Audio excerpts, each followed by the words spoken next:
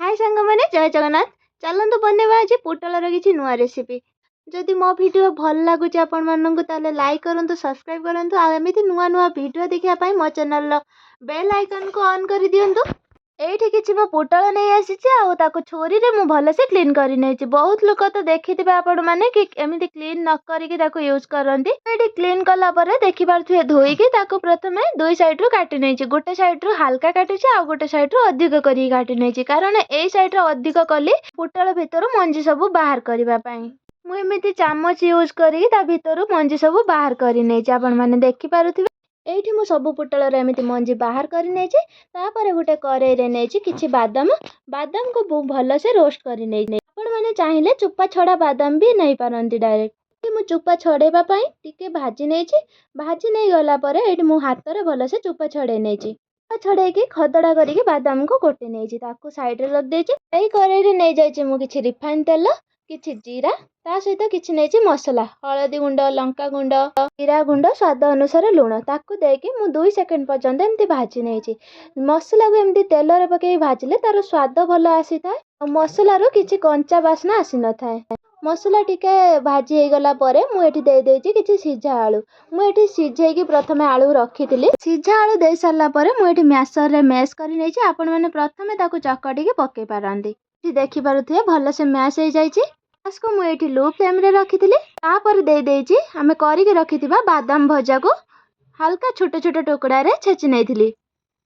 बादाम भजा को देके मु भल से पुनी मिक्स करि नेछि। एठी गैस को मीडियम टू लो फ्लेम रे रखी के 5 रु 10 मिनिट तक कसी देबी कारण आलू रे जत्ते भी पानी थिबो सेटा मरि जिवो। एठी मो झियर आवाज भी मझरे मझरे सुनिबा को मिलिबो। मु एडिटिंग करला बेले से पाखरे सब बेले बसता आ मु कथा होची बोली देखि के सी भी कथा होची। कषा भल से हे गला परे मु ता ऊपर धनिया पत्र देकी आउ थरे मिक्स करि नेछि।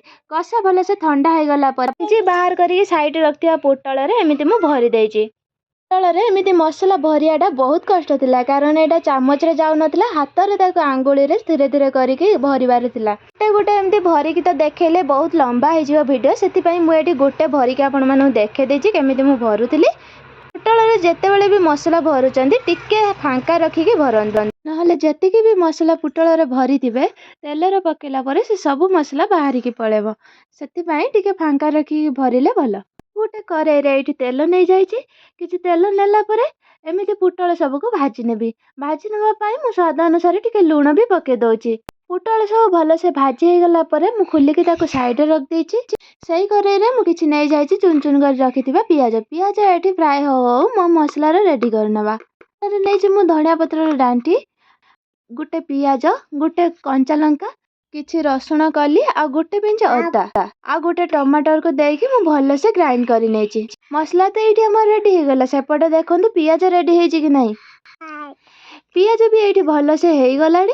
तो मसला को दे देकी आमे किछि पकेबा गुंड मसला जेमिति कि लंका गुंड हळदी गुंड जीरा गुंड धनिया गुंड स्वाद अनुसार लूण ए सब को मिसे की हाँ गरम मसला भी देथिली।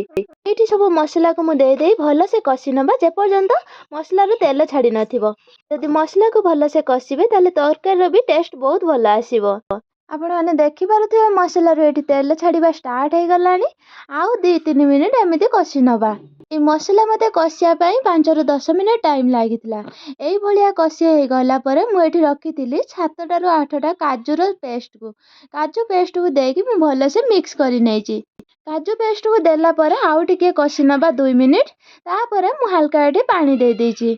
पानी एठी टिके फुटी गला परे मु दे देछि भाजी रखिथिबा पोटल को देकी मु धनिया पत्र ता ऊपर देकी ताको आउ थरे भल से मिक्स करि नेछि। एठी 5 मिनिट फुटी गला परे हमर एठी रेडी हे गला पोटल तरकारी। एठी जेहेतु मु डिनर पई बनेतिली तो डिनर प्लेट एठी मु रेडी करि नउछि। प्रथमे नै जाइछि मु भात ता सहित करि रखतिया पोटल तरकारी कलरा छेचा आलू चकटा आ लेंबू लंका। मोर तो एठी डिनर प्लेट रेडी होला। आपण माने काहा को अपेक्षा करचंदी जाई बनांतु आ खांतु एमिति टेस्टी टेस्टी तरकारी। एई नुआ रेसिपीटा जदि आपण मानंगु भल लागुची तो लाइक कमेंट शेयर करिया पई आदो भी भूलंतुनी। ये होचंदी मोर लकी आ कॉमन सब्सक्राइबर जे मो वीडियो को डेली देखुचंदी लाइक करूचंदी कमेंट करूचंदी। आपनको मो तरफ बहुत बहुत धन्यवाद।